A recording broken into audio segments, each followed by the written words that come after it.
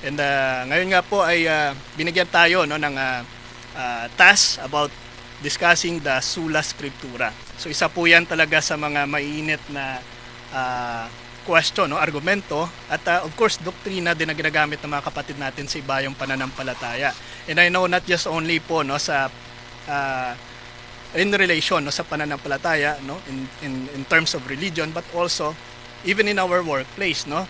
Kagaya po sa amin no, ni Brother Ferdy Mark Gonzalez, I know isa rin po ito sa mga madalas na encounter namin, no? Especially in the field of tourism and hospitality. Kasi madalas kapag yung mga kapatid namin na may kaalaman no, pagdating sa Sola Scriptura, that they always base no, ng mga ginagawa nila, ng kanilang mga aksyon na kailangan mabasa sa Biblia. So doon nila binabatay kung anong kanilang mga ginagawa. So kaya hindi sila madalas no, yung mga aksyon na kanilang ginagawa ay hindi na nakabatay doon talaga sa itinuturo ng Biblia. But then again, dahil sa hindi ito mabasa sa Biblia, kanila itong ginagawa or ina-apply sa kanilang buhay. So I think we should to discuss no, something about sa kung paano ba natin ito mabigyan ng diin, lalong-lalo na mabigyan ng kaliwanagan sa mga kapatid po natin na may kulang sa kaalaman no, pagdating po sa topic about Sola Scriptura. So by the way mga kapatid, no, isa po ito sa mga dapat nating tatalakayan at hindi gayon na discuss no, ng kapatid natin ng kanilang mga background dito. By the way, I'm Brother Dance po, no, connected po sa West Visayas State University, and we are invited to be the host no, of the today's of this evening program. At isa rin po sa mga talagang ini-encourage po no, sa atin na maging makabuluhan no, pagdating po sa ating mga ginagawa, pagdating sa ating trabaho, no, sa ating buhay bilang isang mananampalataya. And so hinuhubog natin no, ng maigi talaga ang ating pananampalataya. So ikaw Brother Arnel, no, saan ka ba connected para magkaroon ng background dito mga kapatid natin na nakasubaybay ngayon? Sa ngayon po ako ay connected sa DepEd sa isang national high school dito sa probinsya ng Capiz. So, mahalaga din ito na malaman natin kung ano ang topiko ito tungkol sa Sola Scriptura, no? Kasi ito, no, malalaman natin kung ano talaga ang turo ng simbahan, ng turo ng Biblia tungkol sa topic na ito. And of course, kasama rin po natin no, yung kapatid natin also from West Visayas State University. Siya na rin po yung magbibigay ng kanyang background. Brother Ferdy? Yes po, no. I'm also connected with the West Visayas State University, Pototan Campus. Katulad din po ni Brother Dennis at ako po ay nagtuturo din ng hospitality po. Ayan, so of course no, shout out din po no sa mga kasama natin diyan sa eskwelahan sa West Visayas State University, Iloilo no. I know nakasubaybay rin po no sa programang ito at maraming salamat din po sa suporta ng school na ito na mapagbigyan po tayo na pumunta dito sa programa po ng Spirit FM sa Paatag at makibahagi rin po no ng kaunting kaalaman natin pagdating po sa katuruan ng ating pananampalataya. So ngayon nga no, tumuloy na tayo talaga sa ating topic na ito. But bago yan, no, mag-prayer muna tayo. So, let's pray muna. In the name of the Father, of the Son, of the Holy Spirit. Amen. Mama Mary, Mother of Jesus, please cover us with your mantle of love and protection. Hail Mary, full of grace, the Lord is with you. Blessed art thou amongst women, and blessed is the fruit of thy womb, Jesus. Holy Mary, Mother of God, pray for us sinners, now and at the hour of our death. Amen. In the name of the Father, the Son, of the Holy Spirit. Amen. Amen. Ayan. So tuloy na po tayo sa ating topic no patungkol po sa Sola Scriptura no. Well, I know sa mga kapatid po natin na bago pa lang no na nakasubaybay sa ating programa, and of course sa mga kapatid natin na Catholic no, and madalas hindi rin po naririnig yung mga termino na ginagamit natin pagdating po sa pag-aaral no sa Biblia. I know ang iba siguro dito ay hindi pa narinig no ang salitang Sola Scriptura no. So ikaw ba Brother Arnel, madalas mo ba itong naririnig yung terminong Sola Scriptura lalong-lalo na sa mga kapatid natin sa ibayong pananampalataya? Actually itong Sola Scriptura, naririnig ko lang ito usually sa mga talakayan pang spiritual katulad nito na nagpapahiwatig na dapat yung sole authority lang pagdating sa ating paniniwala, no, sa faith natin bilang Kristiyano, at yung mga practices natin ay dapat nakasalalay lang dapat sa Biblia lang, o tinatawag natin na Bible alone. Ayan, so tama po yan. No? I know sa mga kapatid rin natin siguro na hindi pa familiar sa salitang Sola Scriptura. Well, isa rin po siguro sa magiging tanong nyo rin no? Sa inyong isipan kung ano ba ito. No? Bakit ba kailangan na pagtuunan ito ng pansin? No? Ikaw ba, Brother Ferdy, paano ba ito nalaman, no? Ang term na ito na Sola Scriptura? Paano ba ito dumating sa iyong consciousness kung bag? So ito po ay nagsimula noong nag-start ako bilang sa pag-study ng apologetics together with po sa ating guro na si Brother Dwayne Cartuhano po. So sa kanya ko lang po na narinig at nalaman kung ano ba ito yung Sola Scriptura. So ito po ay Bible alone lang po. So yun po. So noon po na nalaman at kung paano ito nagbahagi o nagbigay ng influences sa mga ating mga kapatid. Ayan, so speaking of Brother Dwayne, shoutout po sa aming mentor na talagang masugid po sa pagtuturo pagdating po sa ng malaliman na pagtuturo no, sa Biblia. So I know nakikinig din po siya at isa sa talaga no, sa mga naging inspirasyon namin upang magkaroon din ng kaunting kaalaman pagdating po sa pag-aaral sa Biblia at sa ating pananampalataya. No? So yan nga po, no, isa po yan sa ating tatalakay ngayon ang patungkol po sa Sola Scriptura. And sa mga kapatid po natin na bago pa lang no, na nakarinig ng terminong itong Sola Scriptura, ano ba ito? No? At paano ba ito, paano ba maging concerned tayo dito? No? Paano ba maging connected ito sa ating pananampalataya? Well, sa mga kapatid po natin na maybe no, ay hindi lang nila napansin, isa na ito sa mga ina-apply sa kanila upang nang sa gayon ay mahikayat sila sa ibang pananampalataya. So this is actually related no doon sa mga issue pagdating po sa conflicts no sa iba't ibang religion no. Alam naman po natin sa ating pananampalatayang Katoliko, we do not just only base on the Bible. Hindi lang po talaga Biblia no ang pinanggagalingan no ng ating katuruan, ng ating doktrina. But then again, we base our teachings also in the magisterium, the church, and the tradisyon ng simbahan. At yan nga po ang talagang naging issue ngayon. No? Bakit ba kailangan na talakayin itong Sola Scriptura? Sa mga kapatid po natin na bago pa lang po no, sa term na ito na Sola Scriptura, well, para kasi sa mga kapatid natin na protestante, para sa kanila, we don't accept any other norms for faith except what we find written in the canonical scripture. So para po sa mga kapatid natin sa ibayong pananampalataya, mahalaga talaga ang Biblia sa kanila dahil ang lahat ng kanilang katuruan, ng kanilang doktrina ay kailangan na mababasa sa Biblia. So isa po talaga yan sa malaking issue din sa kanila at isa rin sa mga ibinabato nila sa ating pananampalatayang Katoliko na madalas ina-argue nila na ang yung ginagawa ng mga Katoliko, hindi naman yan mababasa sa Biblia eh. Yung pag-misa, yung mga prosesyon. Narinig nyo rin ba yan, Brother Ferdy? Isa rin ba yan sa mga na encounter mo ng mga arguments sa mga kapatid natin sa ibayong pananampalataya? So yes po, brother no. So kahit na po salitang rosaryo ay talagang hinahinapan nila ng mga words kung saan mo talaga mababasa yung mga words na yun, brother. Ayan, isa rin ba yan sa mga na-encounter mo rin, Brother Arnel? Tama ka, brother.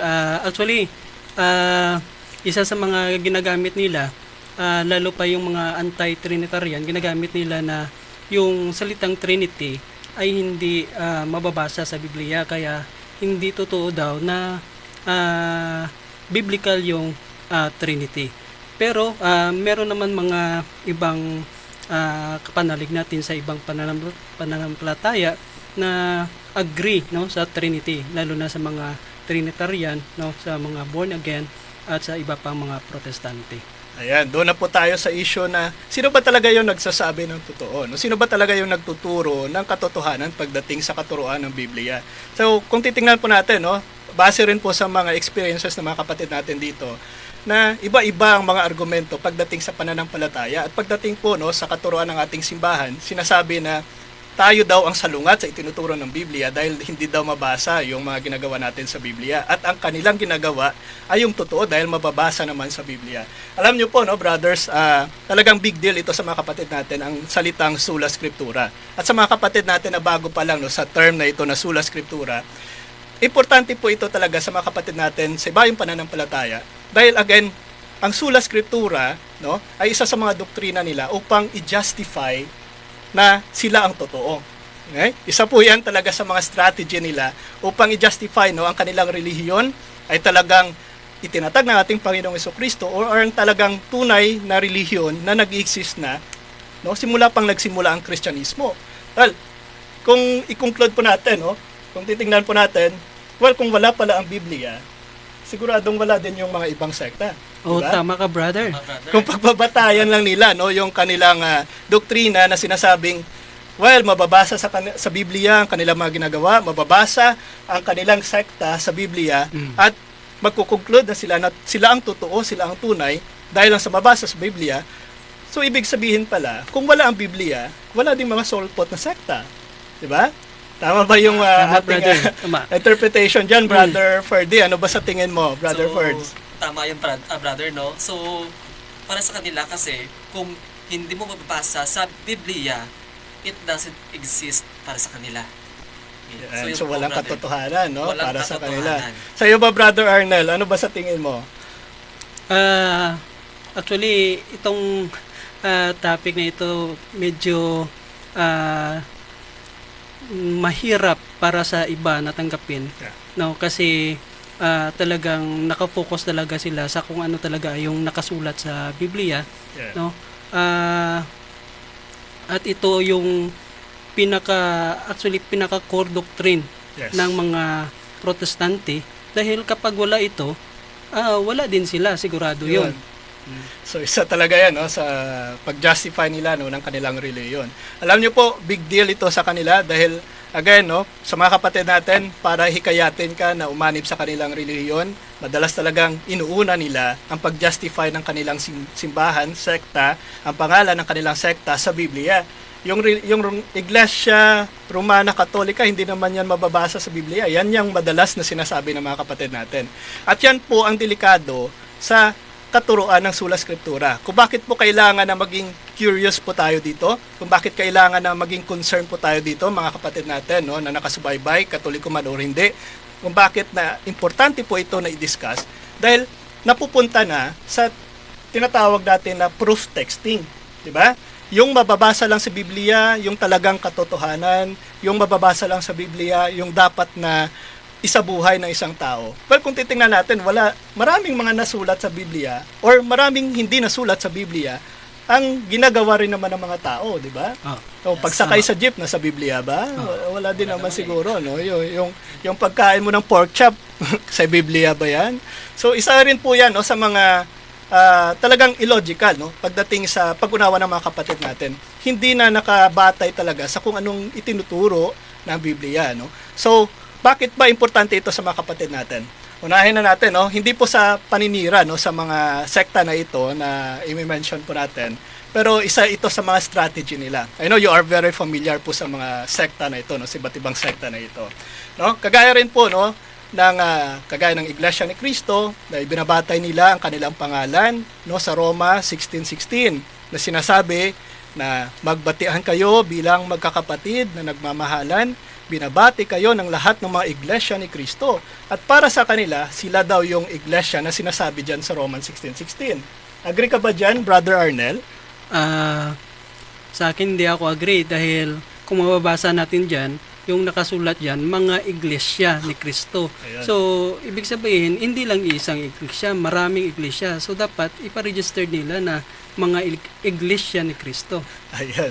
So isa po yan no, sa mga ginagamit na strategy din ng mga kapatid natin. Hindi lang po ang Iglesia ni Cristo, even the Baptist Church. No?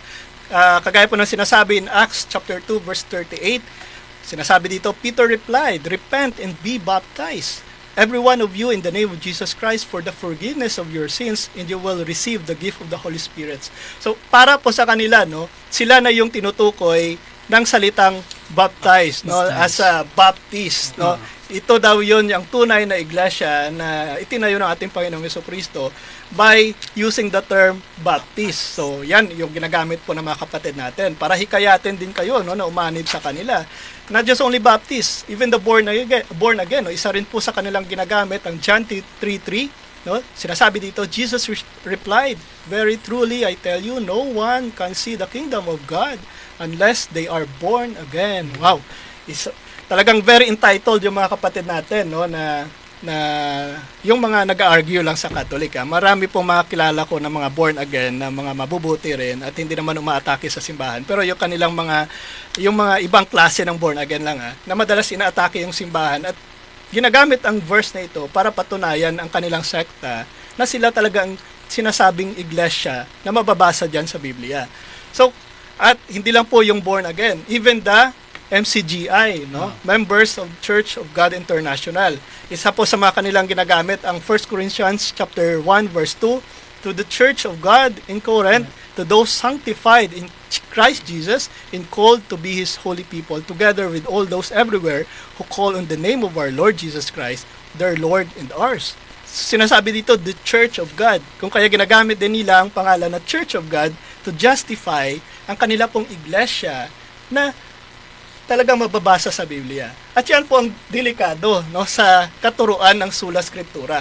Kung bakit po mahalaga ito na talakayin ngayon, no, dahil isa po talaga ito sa mga strategy ng mga kapatid natin upang hikayatin po tayo, no, na umanib sa kanila dahil nandyan ang pangalan Nandyan ang pangalan ng kanilang simbahan na mababasa daw sa Biblia. At ang Roman Catholic ay hindi daw mababasa sa Biblia kung kaya hindi yan tunay.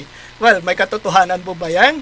Well, of course, kung kaya nandito po kami mga kapatid, no, sa Apologetics Ministry upang turuan po kayo na mali po talaga yan, no, ang doktrina ng Sola Scriptura. Kung titingnan po natin, no, kung mapapansin po natin, nung i-compile po ang Biblia, tsaka pa lang nagsusulputan ang mga sektang ito, di ba? Kailan ba na-compile? Kailan ba na-compile itong Bible? At kailan lang ba nagsimula ang Protestantism? Sa iyo ba, sa tingin mo ba, Brother Arnel? Kailan? Na-compiled yung Biblia nasa 4th century AD. Then nagsimula yung Reformation 1500 AD. So ibig sabihin, malayo yung gap bago nag-exist yung mga Protestant. Ayan, so isa po yan sa pag-justify nila. So ibig sabihin pala, nung time na yon na nabuo ang Biblia, wala pa namang protestante, di ba? Tama. At kung titingnan po natin, no, sa history, hindi po sa story ng mga kapatid natin, if we base on the history, talagang Roman Catholic Church ang nag-i-exist, no, nung time na yan bago itong mga protestante, yung mga kapatid natin, no? So isa po talaga sa pagkakamali ng mga kapatid natin na gamitin ang strategy na ito, no? Yes, yung salitang yung term or name ng kanilang sekta ay mababasa nga sa Biblia, pero sila ba talaga yan? Well, base po sa sinabi kanina ni Brother Arnel, nako, wala pang sekta, no, nung time na nabuo ang Biblia, at ilang taon pa, no, bago sila lumitaw, bago sila sumulpot. Kung kaya mali po talaga na sabihin na ang Sola Scriptura, no, ay isa po sa maaari nilang gamitin to justify ng katotohanan. So, of course, no, kung titingnan po natin, magiging tugon naman nila po dito na hindi ba sapat ang Biblia, ang salita ng Diyos? No, kasi kung alam natin na yung Biblia ay nagtuturo ng katotohanan, ang Biblia ay salita ng Diyos, hindi ba sapat na kung ano mabasa natin sa Biblia ay yun lang yung dapat nating paniwalaan? Sa iyo ba, Brother Arnel? Kasi madalas na ginagamit nila ito, for 2 Timothy chapter 3 verse 16. All scripture is inspired by God. It is used for teaching, for reproof, for correction, and for training in righteousness. Sa iyo, Brother Arnel, sapat ba na justify yung kanilang sinasabi by using this verse? Actually, yung nakasulat sa 2 Timothy 3:16, nakalagay dito na yung scripture o Biblia, sinasabi dito na inspired at kapaki-pakinabang. Pero hindi natin makita dito na nangangahulugan ito na exclusive source of authority ito pagdating sa pananampalataya. Ayan, no, talagang mali po, no, nagamitin yung verse na yan. At kailan ba yan nasulat, no, yung 2 Timothy? At alam naman po natin na nung isinulat po yung 2 Timothy, wala pa namang sulpot na sekta, di ba? Tama ka, brother. So, isa talaga yan sa mga walang katotohanan, no, sa kanilang mga itinuturo. Just to insist na sila yung nasa katotohanan, di ba?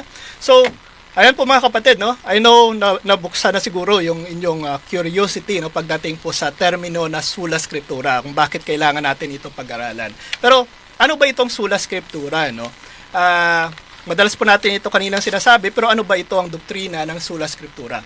Well, para po ito sa mga kapatid natin, no, sa iba yung pananampalataya, na sinasabi nila na ang sola scriptura ay nagsasaad na tanging ang Biblia lamang ang pinakamataas na otoridad sa lahat ng aspeto ng pananampalataya at pamumuhay ng Kristiyano. Ito daw ay isang mahalagang bahagi ng mga turo ng mga kanilang mga ninuno, no, bilang kanilang mga founder, no, sa kanilang sekta, sa mga kapatid natin sa mga protestante. Ito daw ang pinakamahalagang bahagi talaga ng kanilang katuruan or pinaka-root, no, ng kanilang doktrina. At kung titingnan po natin, talagang iba ito, no, sa itinuturo talaga ng mga unang Kristiyano, no, which is, again, alam naman po natin na yung katuruan simula pa noong unang panahon ay itinuturo pa rin ng simbahan, no, ng Iglesia Katolika. At may sagot po ang simbahan pagdating po sa sola scriptura, no.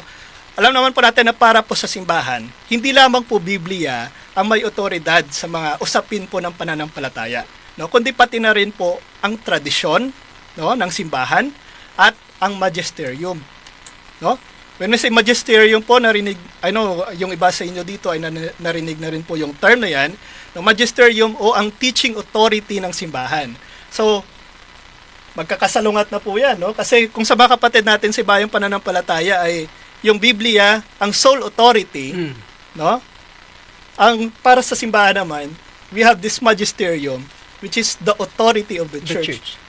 To teach the correct doctrine ng mga Kristiyano. Ayan, no. So, isa po talaga yan sa mahalagang concern, no? Kasi, kung titingnan po natin, bakit nagkaroon ng authority ang simbahan? Alam naman po natin, no, na sino ba yung binigyan ng susi? Yung Biblia ba? Kung titingnan po natin, no, kung babalikan po natin, no, sa history ng Biblia, it was Peter, no, na binigyan po ng susi ng ating Panginoong Jesucristo at kanyang dapat pangalagaan ang simbahan na kanyang itinatag. So kung titingnan po natin, bakit nagkaroon ng authority? Dahil ang susi hindi po nasa Biblia, nasa simbahan, namamahala na, no? Sa namamahala sa simbahan na itinatag ng ating Panginoong Jesucristo. So ito nga po ka-curious, no, mga kapatid po natin, no, dito po sa Paathag. Again, kung titingnan po natin, no, higil po sa sola scriptura, isa po ito talaga sa labag din, no, sa itinuturo mismo or sa main doctrine ng Biblia.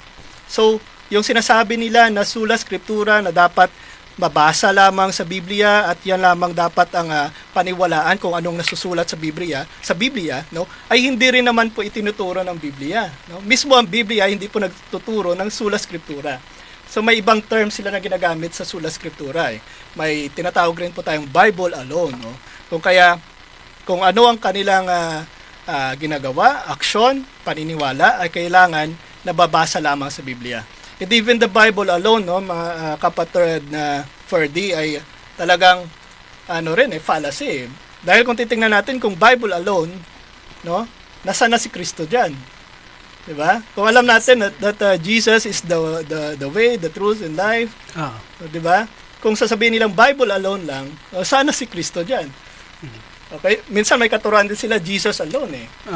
So puro na lang alone. So baka lonely na yan. So iba na yung dating, no? Kung susundan lang po natin yung paniniwala ng mga kapatid natin sa ibayang pananampalataya. Well, kung titingnan din po natin, no, batay naman po sa itinuturo, no, ni Alistair McGrath, na isa pong tanyag na British theologian, ang sola scriptura daw ay nag-aangkin na ang Biblia lamang ang may final authority o huling otoridad sa lahat ng bagay na may kinalaman sa pananampalataya at pamumuhay. Ibinabagsak nito ang ideya na ang tradisyon o ang mga konseho ng simbahan na alam naman natin ang nag-aproba ng pagkabuo ng compilation ng Biblia at mismo ang simbahan mismo, no, ay binabaliwala na ng katuruan ng sola scriptura. Kaya dito, no, sinasabi po ng tanyag na British theologian na ito, na sa ganitong pananaw, sinasabing hindi na kailangang sumunod sa mga tradisyon o mga kautusan na hindi nakasulat sa Biblia. At ang simbahang Katolika na umaasa sa tradisyon at magisterium ay talagang tinutuligsa. So kung ngayon, hindi na po tayo magtataka kung bakit marami po sa mga kapatid natin, no, almost po, no, sa mga kapatid natin sa bayang pananampalataya, nako, panay po ang tuligsa sa ating pananampalatayang Katoliko dahil again, binabatay lang nila ang kanilang paniniwala sa Biblia, no? At hindi po mismo sa tradisyon na alam naman natin na itinuturo din po ng mga apostol, di ba? Isa rin po yan talaga sa mga foul, no, ng mga kapatid natin na ito. Now, ano naman po itong sola scriptura sa pananaw po ng simbahan? Well, of course, no, mahalaga rin po na alamin natin ito sa pananaw ng ating simbahan. Now, ang sola scriptura ay isa pong hindi sapat na doktrina. Yan po ang stand ng simbahan. Talagang hindi po yan maaring sabihin na fullness na ng katuruan mismo or ng katotohanan pag sinabi nating sola scriptura. At hindi po talaga sa sang-ayunan ng simbahan yan, no? Ipinapalagay ng simbahan na hindi lamang po ang Biblia ang may otoridad, kundi pati na po ang banal na tradisyon at ang magisterium ng simbahan. At ayon po sa simbahan, no, ang mga aral ng Biblia at tradisyon ay magkasama. Okay? So klaro po 'yan. Again, hindi po natin binabaliwala ang Biblia. Okay? Bakit mahalaga rin po 'yan sa simbahan? Dahil binuo rin 'yan ng simbahan eh. Ang Biblia, no, ay binuo mismo ng simbahan. It was the Catholic Church who compiled the Bible. So, kung titingnan natin, mahalaga rin po ang Biblia para sa simbahang Katoliko. Pero not only the Bible, no? Hindi po natin sinasabi na Bible alone, no, ang batayan po ng ating pananampalataya. The Bible plus the magisterium of the church. 'Di ba? Kung titingnan po natin, mahalaga po ang gabay ng author, 'di ba? Oh, tama Yes. po 'yan. Oh, yung mga kapatid natin na nagbabasa lang ng libro na isinulat ng isang halimbawa, no, ng isang kilalang author, tapos sila mismo yung mag-interpret at sabihin nila yung author yung mali. I think walang justice po diyan, no? Kung titingnan po natin, kailangan pa rin ng gabay ng author upang again, no, gabayan yung tao sa pag-interpret ng kung ano ang nasusulat sa Biblia. So mahalaga po 'yan, no, mga kapatid. Kung kaya ayon po sa simbahan, no, ang mga aral ng Biblia at tradisyon ay talagang magkasama. At ang magisterium po ng simbahan ang may otoridad upang ipaliwanag ang mga ito ng tama. Hindi po maaring maging alisin, no, yung authority ng simbahan na nag-compile ng Biblia at doon ka na lang solely, no, mag-interpret ng sarili mo sa Biblia. Sangayon ka ba dyan, Brother Arnel? Tama ka po diyan, brother, na dapat yung simbahan mismo, yung may authority na mag-interpret kung anong nakasulat sa Biblia dahil sa kanila ipinasa ng mga apostoles, no, ang mga turo ng mga apostoles sa mismo sa simbahan na itinatag ni Kristo. Ayan, so mahalaga po talaga yan, no? At hindi po natin dapat ibaliwala ang tradisyon. Dahil again, isa rin po sa kung bakit nabuo, no, yung Biblia, it's because also of the tradition of the church, no, na binuo ng ating Panginoong Jesucristo. Kung kaya ang tradisyon po ay talagang isang buhay din na pagpapahayag na ipinasa mula po sa mga apostol, no, at ang magisterium ang tinawag ng Diyos upang magbigay po ng tamang interpretasyon po sa mga kasulatan at tradisyon ng simbahan. So, hindi po natin dapat ibaliwala, no, yung gabay ng simbahan. At kung kaya po, no, tayo mga Katoliko ay kailangan talaga sumailalim, no, sa paggabay ng ating simbahan. Hindi po tayo maaring gumawa, no, ng sarili nating paniniwala na hindi naman itinuturo ng simbahan. Diba? Isa po yan sa mga mahalaga na dapat isabuhay nating mga Katoliko. Kung kaya sa pagbabasa po natin ng Biblia, tingnan po natin na baka may mga revelation na, no, na sinasabing ni-reveal sa iyo lamang at yan na yung dapat mong paniwalaan. Ako po, dapat po natin, no, i-consult ito sa ating mga kaparian. Okay? Kung ano ba talaga yung sinasabi, no, ng sinitas po, no, sa Biblia at talagang binigyan mo ng sarili mong pag-interpret, dapat may gabay po yan ng simbahan. At diyan na po, no, napapasok yung tinatawag natin na magisterium. Now, madalas po natanong, no, ng mga kapatid natin na consistent ba ito sa itinuturo ng Biblia? No, yung sola scriptura ay consistent rin ba ito sa itinuturo ng Biblia? Well, para po sa ating simbahan, ang sola scriptura po ay hindi po ganap na consistent, no, sa mga turo ng Biblia. Alam po natin 'yan.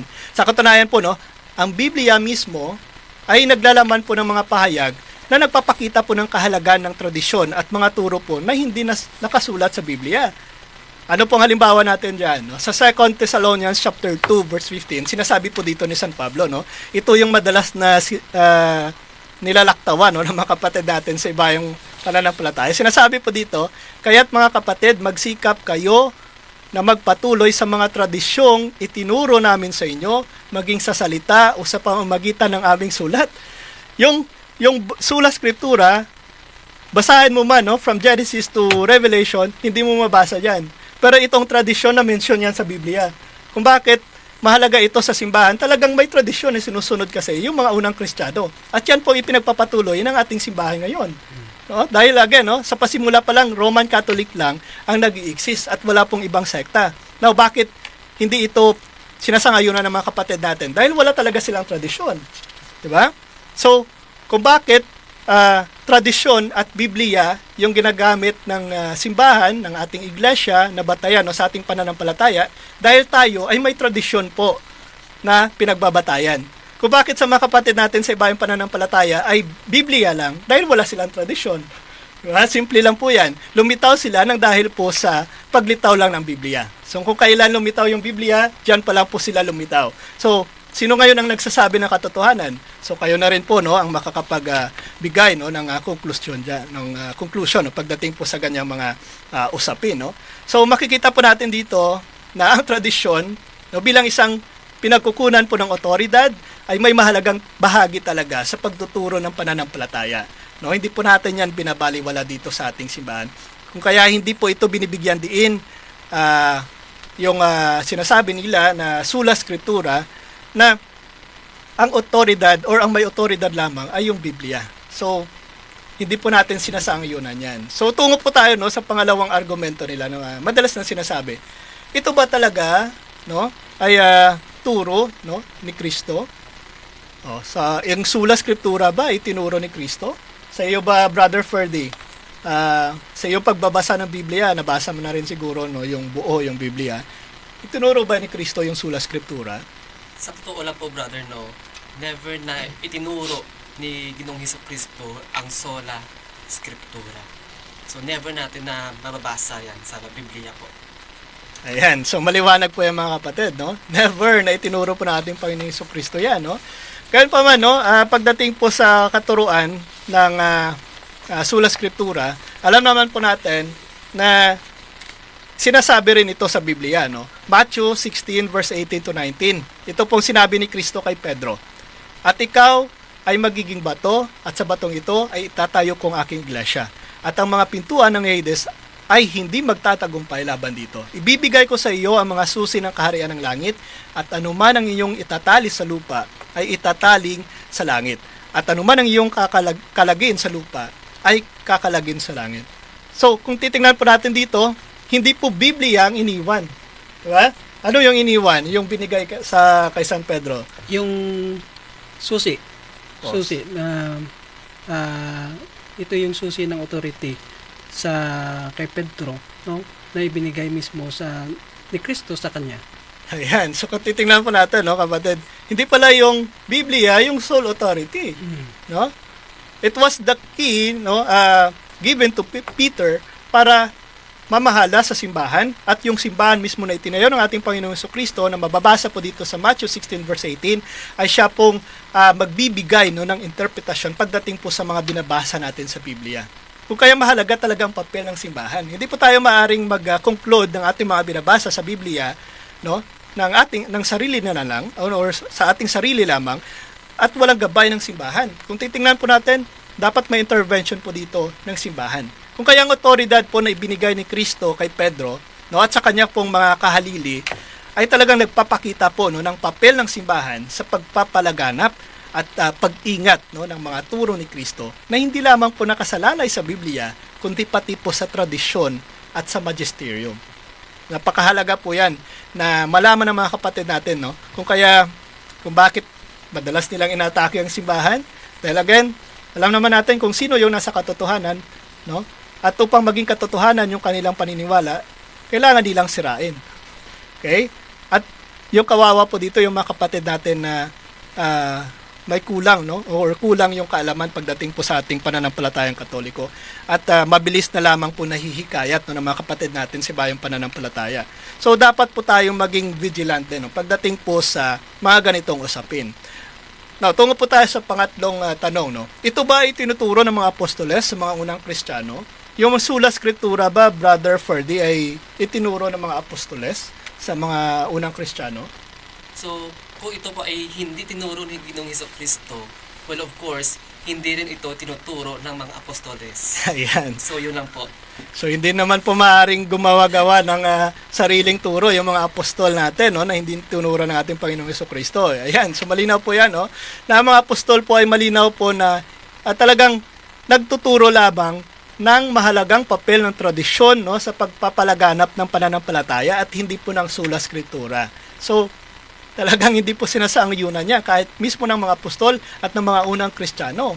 So ito nga po, no, mga kapatid, no, ayon po sa 2 Thessalonians chapter 2 verse 15, tulad po ng nabanggit, tinutukoy po dito ni San Pablo ang mga tradisyon na itinuro nila sa mga Kristiyano. At ang mga apostol po, no, sa kanilang mga turo at misyon ay hindi lamang po nagbibigay ng mga aklat ng kasulatan, kundi nag-iiwan din po ng mga oral tradition. Okay? Yung kasulatan po na kanilang na hinahawakan po dito ay hindi pa po Biblia, no? Mga libro pa lamang po yan na kabilang po sa Old Testament. Kung kaya wala pang sinasabing Bible po dyan, no? At dito nga po mga kapatid, no? Hindi lamang po nagbigay ng mga aklat ang kasulatan, kundi nag-iwan din po sila ng oral tradition na nagsisilbing gabay po, no, sa mga unang Kristiyano. At ang simbahan po ay naniniwala na ang mga apostol ay nagsimula ng isang tradisyon na nagpatuloy po sa mga henerasyon. At ito po ay nagbibigay ng gabay, no, sa ating buhay Kristiyano. So ayun po mga kapatid, magpapatuloy po tayo matapos pong break na ito at tatalakayin po natin yung pinagmula, no, ng sola scriptura at ang Protestant Reformation, no, nang sa gayon magkaroon po tayo ng background. Ayan, nagbabalik po tayo dito sa 88.1 Spirit FM Rojas at kasama niyo po, no, si Brother Dan Suberio at of course si Brother Arnel at Brother Ferdy. At tinatalakay po natin, no, again yung patungkol po sa sola scriptura. Pero bago po yan, no, bago po tayo magpatuloy, ayan, of course, wag po natin kalimutan yung mga taga-subaybay natin ngayon, no, sa ating live stream dito po sa 88.1 Spirit FM Facebook page. Nandito po nakasubaybay, no, si Nay Milagros Barredo Magno, no, yung aking maninay, ninang sa kasal. Hello po sa inyo, ninang. Nanonood din po si Hans P. Aguirre at si Ruby Pinaso Cervantes ng Pototan Campus po. So kasama ko ito po sa aking trabaho po sa West. Ayan. Kasama din natin ngayon si Ordinaryong Katoliko. Sister, mga magandang gabi. Si Ma'am Laila Fasilo at Jacob Paildonia. Ayan, hello po, no, Ma'am Ruby. Kanina po hindi pala na-on yung mic ni Brother Ferdy, no. Hello po sa inyo dyan, sa mga kasama po natin dyan na faculty, no, dyan sa West Visayas State University. And of course, nandito rin po si Dale, no, si Brother Dale Valdez, no. Paki-follow po yung kanyang Facebook page, no. Marami rin po kayong matutunan dyan, no. Isa sa mga tagapagtanggol din ng ating simbahan, no. Sino pa ba dyan, Brother Ferdy?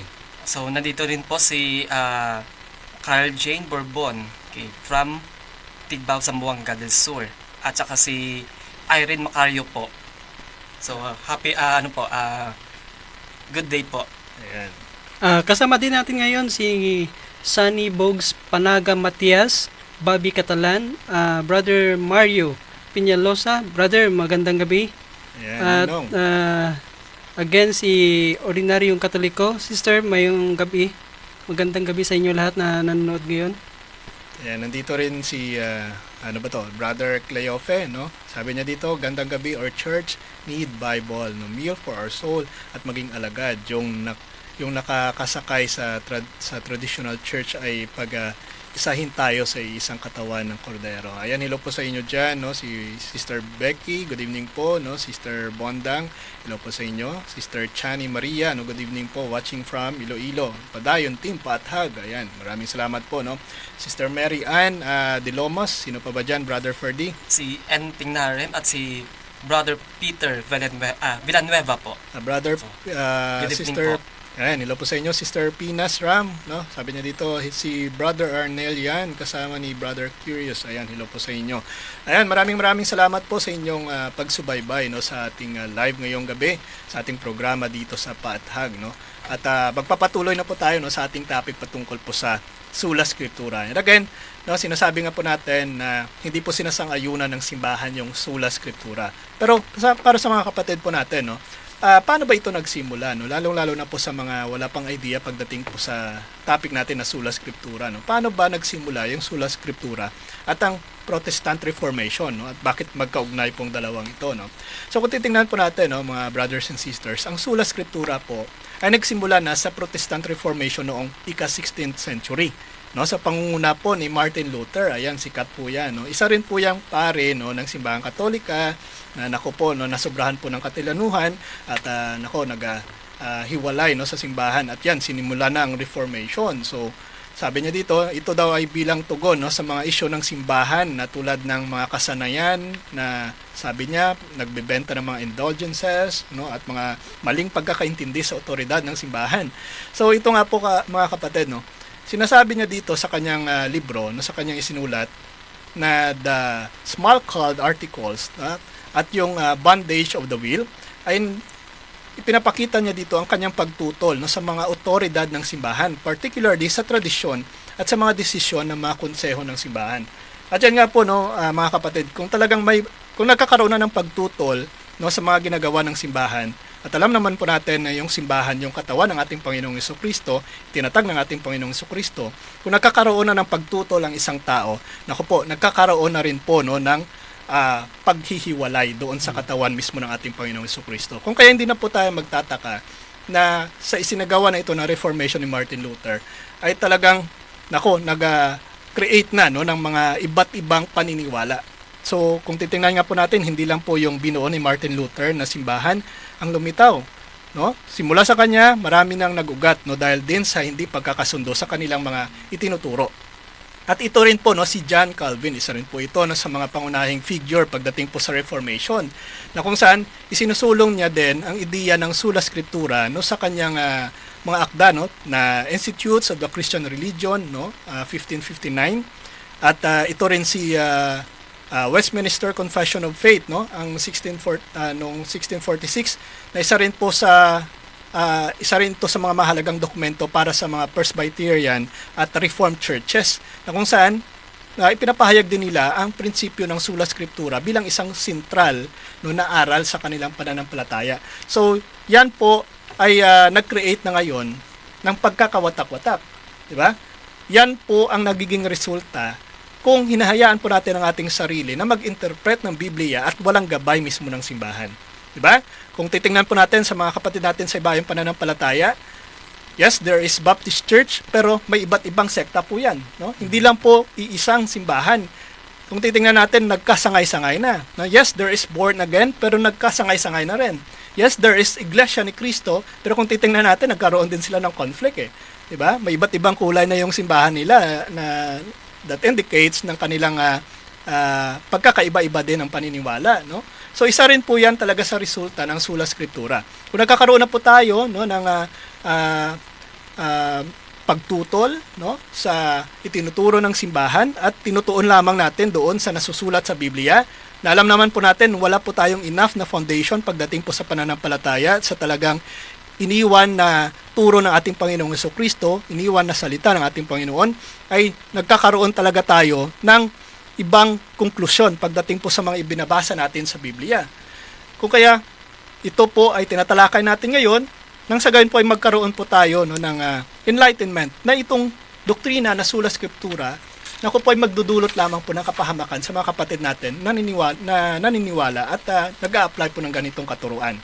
Now, we go on the topic na discuss about the authority of the Bible no, in the Catholic Church. Ito ba ay sinasangayunan ng simbahan, no, ang sola scriptura, or sabihin natin yung paggamit ng Biblia ay hindi na ba importante or hindi na ba mahalaga ito sa ating simbahan? Tandaan po natin ito. Hindi po natin sinasabi na baliwala na ang Biblia. Ang simbahan po ay gumagamit pa rin ng Biblia. Where in fact, kami po doon sa Flock of the Divine Mercy ay binibigyan ng mga Bible, no, ng mga free Bible upang matutunan, no, ang salita ng Diyos. So, sa simbahan po, mahalaga pa rin ang Biblia, no? Sa katunayan po, no, ang Biblia ay itinuturing na banal na kasulatan, no? Ibig sabihin, kinasihan ng Diyos. At isang mahalagang bahagi po ng pananampalataya ng bawat Katoliko. So, hindi po natin sinasabi dito na tinututulan na natin ang sola scriptura, tutol na rin tayo sa paggamit ng Biblia. Hindi po ganon, no? Dahil po ang tinututulan lang natin dito ay ang doktrina na sola scriptura na sinasabing Biblia lamang ang may authority. Mali po ang pag-unawa na ganyan at wala pong itinuturo ang Biblia na ganyan. Pero ang itinuturo po ng simbahan, yes, gumamit ka ng Biblia. Sa katunayan po, no, meron pong aklat, no, na isinama dyan sa kanon ng simbahan. Sinasabi dito, or ayon po dito sa Dei Verbum, no, isa pong dokumento ng Vatican II, ang banal na kasulatan ay may mahalagang lugar po sa buhay ng simbahan at hindi po maaring ipagwalang bahala. Ano pong nakasaad dito sa Dei Verbum 21, no, na ang banal na kasulatan ay may natatanging lugar sa buhay ng mananampalataya at sa loob ng simbahan. Ngunit hindi po ito ang nag-iisang pinagmula ng kapangyarihan. Ayan, malinaw po yan, no? Ang Biblia ay mahalaga pa rin po, no, sa ating paniniwala, no, bilang Katoliko, no? Mahalaga po yan sa ating simbahan. Pero, no, again, hindi po natin sinasangayunan ang katuruan po ng sola scriptura. Mahalaga yan sa simbahan at mahalaga po yan, no, sa paghubog ng ating pananampalataya. At sa kasulatan po na ito, no, sa Dei Verbum 21, mayroon pong tatlong pinapahalagan dito or ini-emphasize, no? Sinasabi dito that the scriptures are referred to as the bread of life in direct association with the reference to the Eucharist. Ayan, so mahalaga po yan na sinasabi dito na ang bread of life ay isa pong spiritual food na nagbibigay buhay sa ating kaluluwa tulad ng Eucharistia na tinanggap natin sa misa. Ang Eucharistia bilang katawan at dugo ng ating Panginoong Jesucristo, yan po ang talagang pinakadoktrina po ng ating simbahan, no, na wala din po sa ibang pananampalataya. Ay again, no, ay nagiging kalakip, no, na sinasabi nating spiritual na sustansya na nagmumula, no, sa salita mismo ng Diyos. Kung kaya ang mga kasulatan po, ang Biblia mismo, ang tinutukoy natin, katulad din po ng Eucharistia, ay nagpapalakas po, no, sa ating relasyon sa Diyos at nagbibigay po ng spiritual na buhay. So, hindi po natin binabaliwala yan. Pangalawang punto po, no, sa Dei Verbum 21 na ito, the scriptures communicate and facilitate the grace of the Holy Spirit. In other words, they are sacrament. So, dito nga po, no, ang mga kasulatan ay may kakayahang maghatid ng biyaya mula sa banal na espiritu. Kaya itinuturing po silang isang sakramento o isang makapangyarihang paraan ng pagtanggap ng grasya mula sa Diyos. So, katulad nga po, no, ng mga sakramento, ang mga kasulatan po ay isang daluyan ng banal na pagpapala, no, at pagtuturo mula sa Diyos sa pamagitan po ng mga salita na isinusulat ng mga propeta at apostol. Malinaw po yan. And last is ang a reinforcement of the sacramentality is given, especially that the preaching ministry of the church is to arise from the Word of God.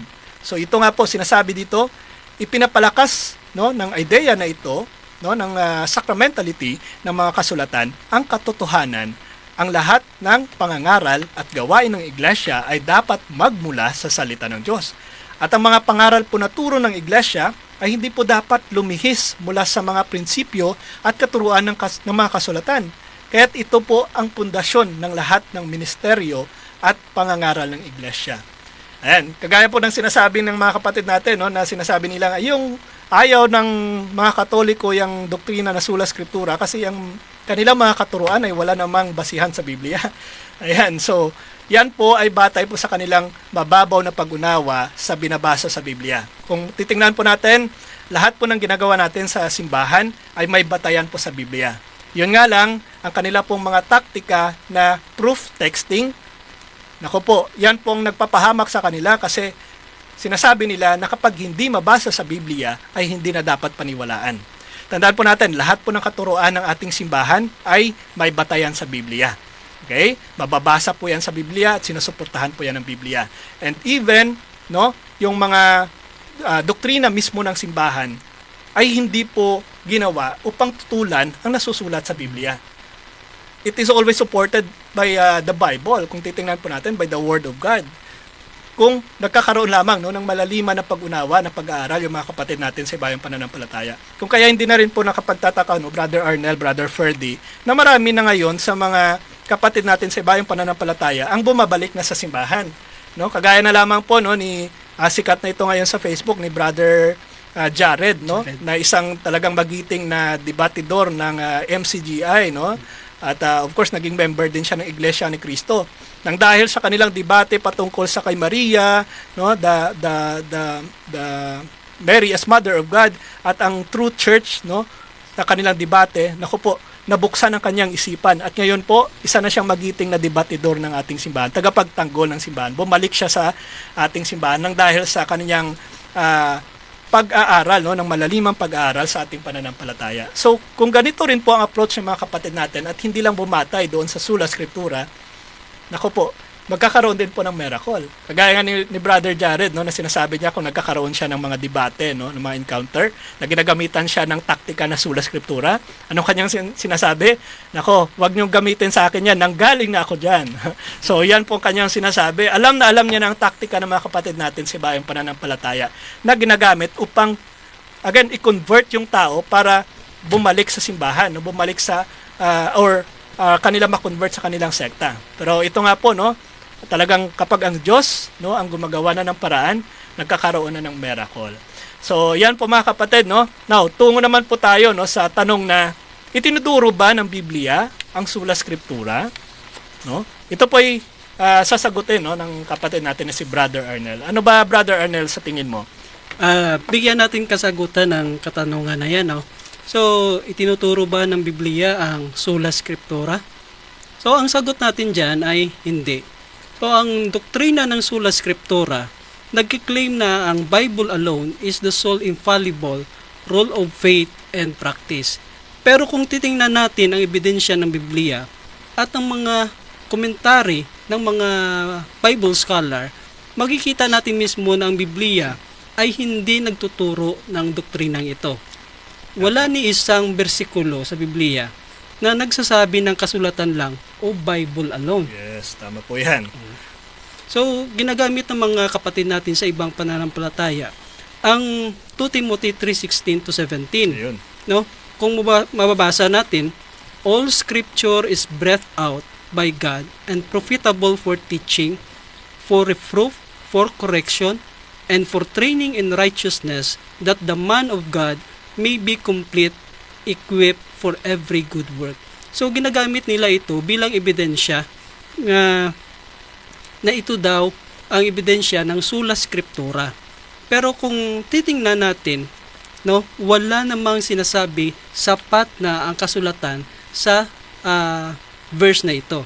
Ang nakalagay lang dito, ang Biblia or ang Scripture ay inspired ito at kapaki-pakinabang. Hindi ito nangungulugan ng exclusive source of authority. Tama. Wala naman nakalagay dyan, di ba? Tama ka dyan. Oo. So, kung mababasa natin sa commentary ng isang Bible scholar na si Albert Barnes, no, isa itong American Presbyterian theologian, no, sinasabi niya, the fact that Scripture is inspired and profitable does not prove that it is the only source of religious faith.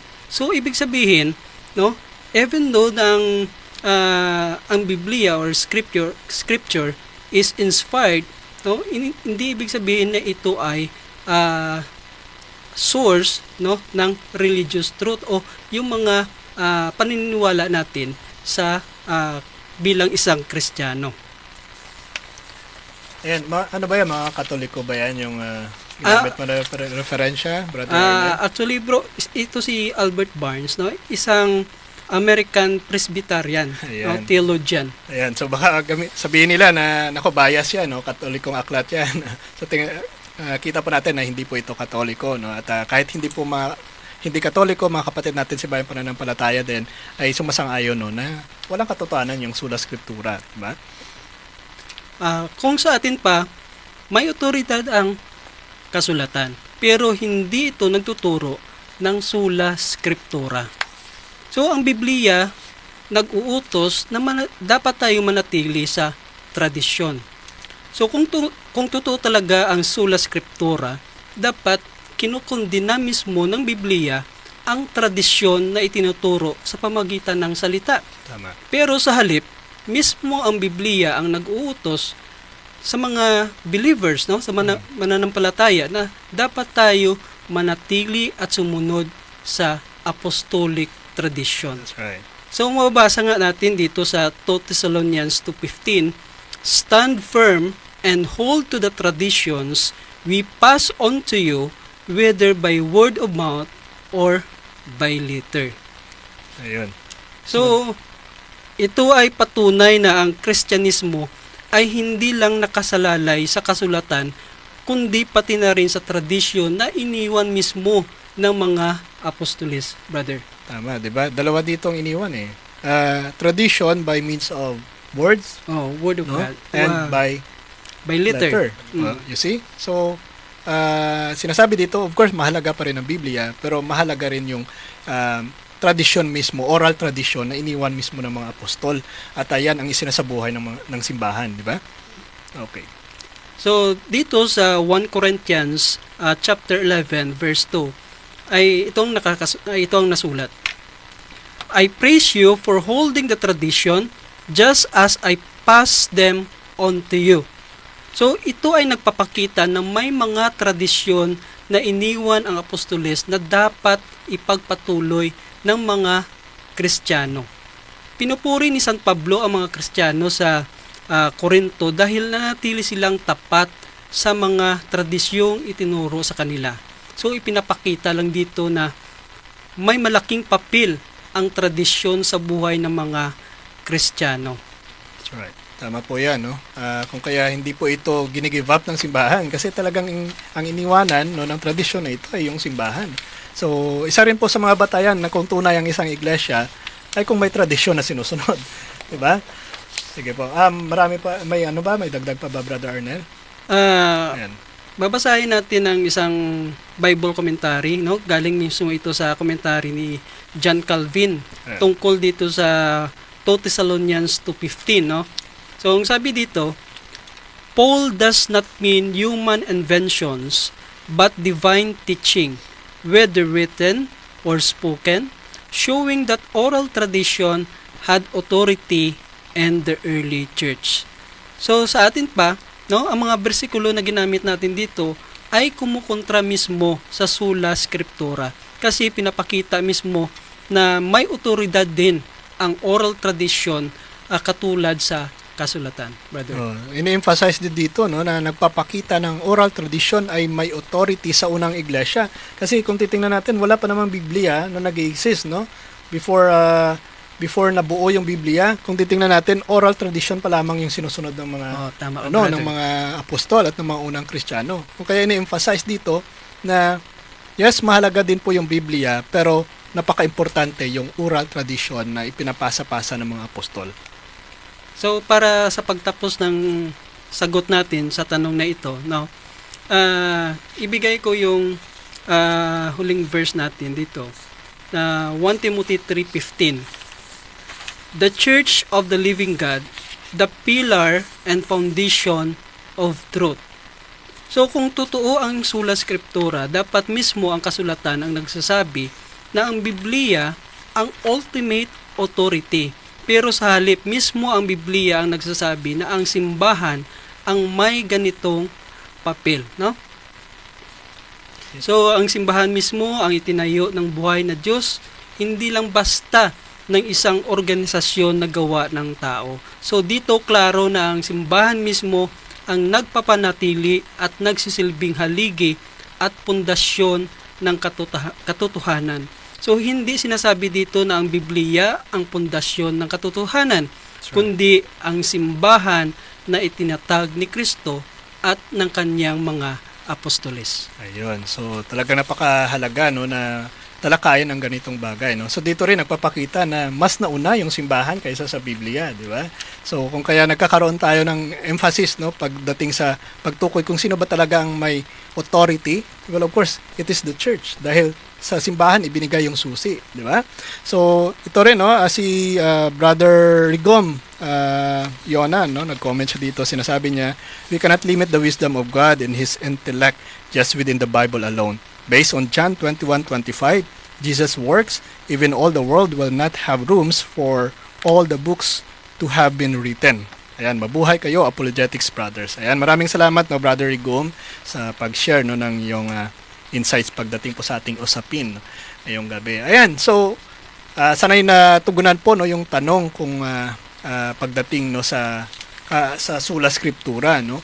At may marami ding tatanong or nagtataka, gaano ba ka-dangerous itong Sola Scriptura kung hahayaan lang natin kasi again pinututulan ito ng simbahan ng Iglesia Katolika.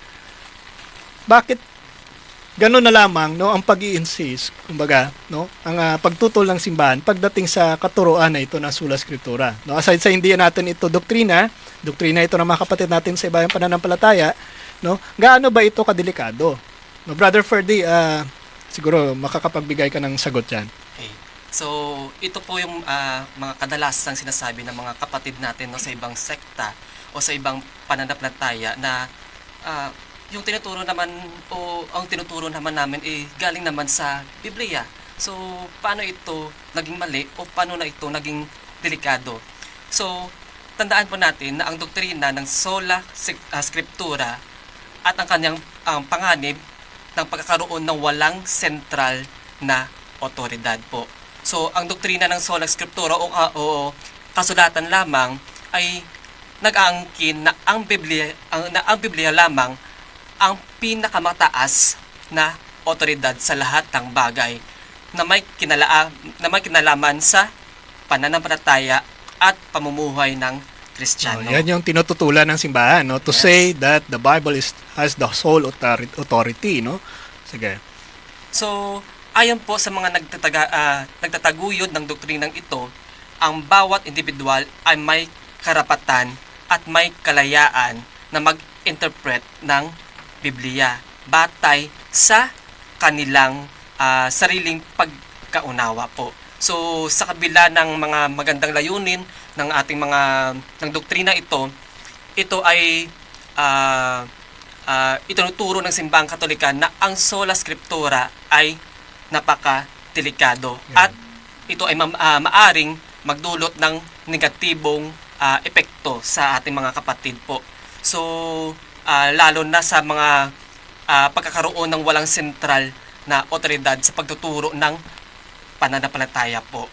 So, sa pagsabi natin na walang sentral na otoridad, so kapag ang bawat isa ay mag-interpret ng Biblia na walang gabay o mula sa tradisyon na magisterium o ang pagtuturo ng otoridad ng simbahan, ang doktrina ng Sola Scriptura ay nagiging sanhi po ng pagkakahati-hati ng mga Kristiyano po. Yan yung nangyayari ngayon no, kung bakit hindi sila nag-unite kasi delikado pala no, may negative effect yung Sola Scriptura. Yes, wala po silang unity. Okay. So ang bawat tao po ay may kakayahang magbigay ng kanilang sariling interpretasyon mula po sa Biblia. Okay. So ito po ay halimbawa po no, ang pagkakaroon ng mga dominasyon ng mga magkakaiba ang aral, which is isang konkretong halimbawa ng hindi pagkakaunawaan ng mga ng ibang sekta o kanang central na otoridad. So halimbawa po no, may mga grupong naniniwala sa bautismo ng mga bata. So tayo nagtuturo tayo niyan. So sa kanila po tinuturo nila na bawal malaki. ito. Okay, bawal ito na, kasi bata pa ito eh. So hindi pa nila alam kung ano yung mga kasalanan. So, at may mga hindi ito naniniwala rito po. So, ang iba naman ay naniniwala sa salvation by faith alone. O kung sinasabi nila na kaligtasan sa pamagitan ng pananampalataya lamang. Ayan, isa nga to, no? Kasi Bible alone na yung katuruan, Yes. tapos may faith alone pa. Ano ba talaga? Yes, Dami ng alone, no? Sige. So, at may mga hindi sumasang-ayon din po dito mga brothers. So, sa lahat ng ito, ang lack of central authority ay nagiging sanhi ng kalituhan at pagkakaiba ng pananampalataya po. Ayan, ng yan ating yung mga kapatid. pagkakaiba sa mga Yes. kapatid natin. Kasi walang central authority. Kagaya po ng Iglesia Katolika, na kung ano yung tinuturo mismo mula sa Vatican, ay ganon pa rin yung tinuturo hanggang sa mga lokal. No? Kung titingnan natin, yung misa walang pagkakaiba eh. Yung proseso ng misa ganon pa rin. No? Yung katuruan ng simbahan ganon pa rin. Kung kaya ito yung malaking pagkakaiba kapag sinasabi natin na hindi ka tunay na iglesia kasi again no pagdating sa authority nako nagkakanya-kanya niya no may sarili na silang pagkunawa sa Biblia, may sariling pag-interpret kung kaya nagkakawatak-watak. Yes po. So, ano pa yung papel ng magisterium ng simbahang Katolika? So, sa atin po sa simbahang Katolika, hindi lamang ang Biblia ang nagsisilbing otoridad ng ating pananampalataya, kundi pati na rin po yung oral tradition o ang banal na tradisyon at ang magisterium. Right. So, yun po yung kagandahan po sa ating sekta po no, o sa ating Simbahan. simbahan. So, ang magisterium po ay may tungkulin at may otoridad na magturo, magpaliwanag, at magbigay ng tamang interpretasyon ng mga kasulatan at tradisyon ng ating simbahan. Ayun. So, kung kaya hindi tayo naliligaw kasi 'di ba Yes. nagkakaroon may guide talaga no, may gumagabay sa atin that is magisterium. So, kung ating basahin po sa Mateo 16 verse 18 to 19, kung saan po ay ipinakaloob ng ating Panginoong Hesukristo kay San Pedro. At ito ang sinasabi po, at ikaw ay magiging bato, at sa batong ito ay itatayo ko ang aking iglesia, at ang mga pintuan ng Hades ay hindi magtatagumpay laban dito.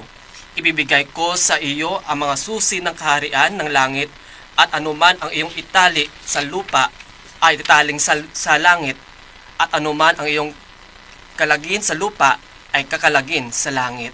So napaka clear po na sinabi ng Biblia po. So ito po ay may about po sa otoridad na binibigay ng Ginoong Hesukristo sa ating simbahan.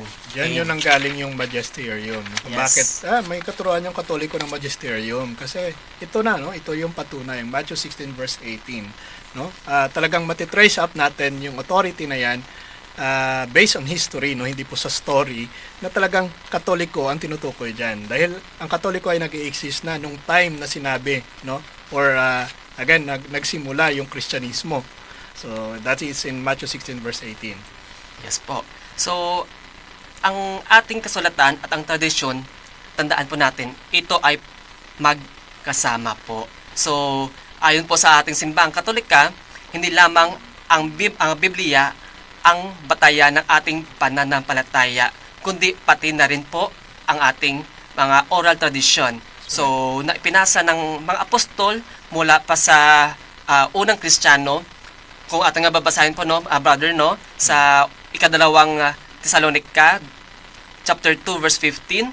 So sinasabi po dito ni San Pablo, kaya't mga kapatid, magsikap kayo at magpatuloy sa mga tradisyong itinuturo namin sa inyo, maging sa salita o sa pamamagitan ng aming sulat. So napaka-clear po na dapat natin ipagtuloy yung tradisyon na tinuturo ng mga apostol po. Sinabi ba dito na Biblia lang? So, hindi Wala, po. no? Kasi pati tradisyon po. Na-emphasize yung tradition. Yes, na dapat natin ipagpatuloy po. So, makikita po dito na ituturing na mahalaga at may parehong antas ang otoridad tulad ng mga kasulatan ng Biblia. At ang mga tradisyon na itinuturo ng mga apostol ay hindi naiba sa mga kasulatan. At pareho po ito nagsisilbing gabay sa ating pananampalataya ng mga Kristiyano. So yun po, brother. So, ano ba ang pagkakaroon ng interpretative anarchy? So, ayon po kay Alistair McGrath, isang kilalang teologo at scholar, sabi niya po, sola scriptura, if taken to mean that every individual may interpret scripture without reference to tradition or church teaching, leads to interpretative anarchy. Okay?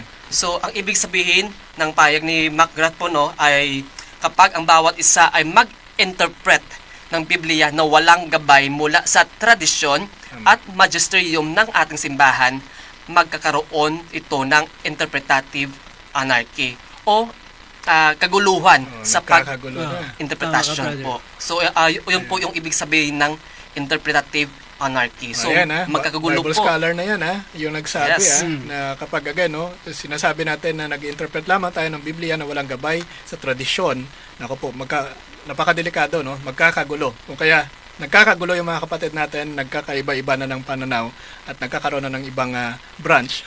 Yes. Kasi, again, isa po yan sa nagiging resulta ng Sola Scriptura. Yes po, brother, So, therefore po, mga kapatid, ang doktrina ng Sola Scriptura ay napaka-delikado dahil nagdudulot ito ng pagkakahati at hindi pagkakaunawaan sa mga Kristiyano. So, wala ito po sentral na otoridad sa pagtuturo at ang bawat isa ay maaaring magbigay ng kanilang sariling interpretasyon. So, sa halip po na magtulungan pa tayo at magkaisa sa ilalim ng isang pananampalataya, nagiging sanhi po ito ng pagkakaiba-iba ng doktrina at ng ating pananampalataya. Right. So, kung atin naman po sa pananaw ng ating simbahang Katolika, ang magisterium po kasama ang banal na tradisyon at Biblia ang tunay na may otoridad sa pagpahayag ng tamang doktrina at pananampalataya at hindi po ang mga individual na may sariling interpretasyon sa kasulatan. Yes. So, ang pagkakaroon po ng isang sentral na otoridad, katulad po natin sa Simbahang Katolika, ay isang mahalagang aspeto upang mapanatili po natin ang pagkakaisa That's right. at katotohanan sa buong katawan ng Kristiyano. So, yun po. So, sagot natin po kung delikado po ba ang Sola Scriptura. So, napaka-delikado po. Ayan, so nabigyan na ng sagot, napaka-dangerous pala, yung doktrina na Sola Scriptura, O kaya sa mga kapatid natin na ginagamitan ng ganitong taktika, po, mag-ingat po kayo, dahil again, isa po yan sa paraan, ng ating kalaban to deceive us, para mapahiwalay po tayo sa katawan ng ating Panginoong Jesucristo, which is the church. Kaya mahalaga din po na magkaroon po tayo ng kaunting kaalaman, pagdating po talaga sa tinuturo ng Biblia, nang sa gayon po ay magkaroon po tayo ng insights, sa mga ganitong usapin, Kung gamitan man tayo ng ganitong mga estratehiya, ay magkakaroon na po tayo, ng lakas ng loob, at tamang pag-unawa na makakasagot sa mga ganitong argumento. Madalas natin sinasabi dito, Brother Arnel, ang patungkol sa tradisyon at sa Biblia, or scripture. May magkasama bang dalawang ito? Or ano bang pagkakaiba nito? Or nagko-contradict ba kapag sinasabi natin na scripture alone at tradition? Ano ba? Brother, bago natin isagutin yan, gusto ko i-clarify mismo na kinukundina ng Biblia ang human tradition na sumasalungat sa salita ng Diyos. So kung mababasa natin dito sa Mark 7, verse 8 to 9, you have to let go of the commands of God and are holding on to human traditions. And he continued, you have a fine way of setting aside the commands of God in order to observe your own tradition. So dito, pinuna ni Jesus ang mga Parisiyo at Eskriba dahil sa kanilang pagiging ipokrito. Ayan. Mas inuuna nila ang mga tradisyon ng tao kesa sa utos ng Diyos.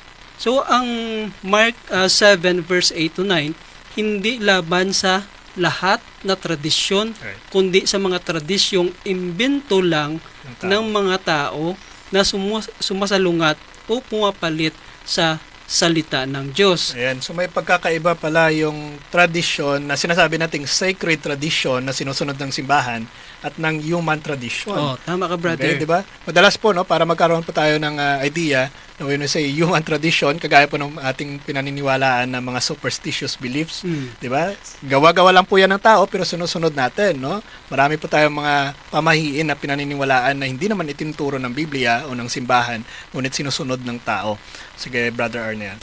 Sabi pa nga ng isang Bible scholar na si William Barclay, no, isang Scottish theologian, sabi niya sa commentary niya tungkol dito sa Mark 7 verse 8 to 9, Jesus is not condemning all tradition, but rather he is condemning the tradition that has become more important than the heart of God's law, which is justice, mercy, and faithfulness. Ayun.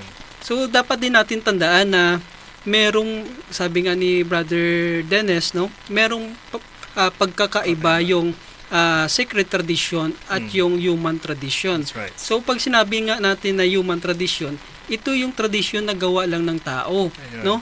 Pinapahalagan, mas mahalaga pa sa utos ng Diyos. So ang halimbawa nga nito, mababasa natin sa Mark 7:11 to 13, ito yung tinatawag na Corban Roll. So ginagamit ng mga Parisiyo ang tradisyong ito para hindi na magbigay ng suporta sa magulang, no, na sumasalungat sa utos ng Diyos na igalang mo ang iyong ama at ina, no, na mabasa natin sa Exodo 20:12. So another, no, ito yung ceremonial washing na itinuturo ng mga Parisiyo na ang mga kamay at kagamitan ay kailangan hugasan sa isang partikular na paraan o proseso bago kumain, kahit wala naman itong utos galing mismo sa Diyos. Ayan, so yan talaga, no? Kahit sa panahon na ito, Brother Arnel, ay talagang fina-follow yan ng mga kulang sa kaalaman, no? Lalong-lalo na yung mga kapatid natin, mas madalas, no? Kapwa mo Katoliko ay nagsasagawa ng mga superstitious belief.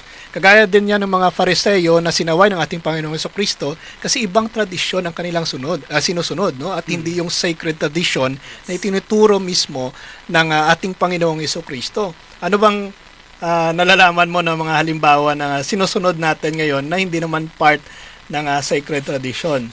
Diba? Kagaya ng halimbawa, no? Pag New Year, Oo. ano yung mga paniniwala natin? Yung sa no? mga prutas, Prutas. yung mga Kailangan. gold coins, Ayan, no? so Yung mga paputok, no? butok, may polka dots pa para again, no, maging blessed ka daw, no, para pagpasok ng bagong taon. Pero those are, no, some of the superstitious beliefs na pinaniniwalaan at isinasabuhay ng mga kapwa natin Katoliko na again, no, hindi po itinuturo ng simbahan because again, hindi na po yan makakatulong sa ating pananampalataya, no, sa ating paghubog ng ating spiritual life. Kung kaya even in the Ministry of Exorcism, isa talaga yan sa mga kinokondena eh.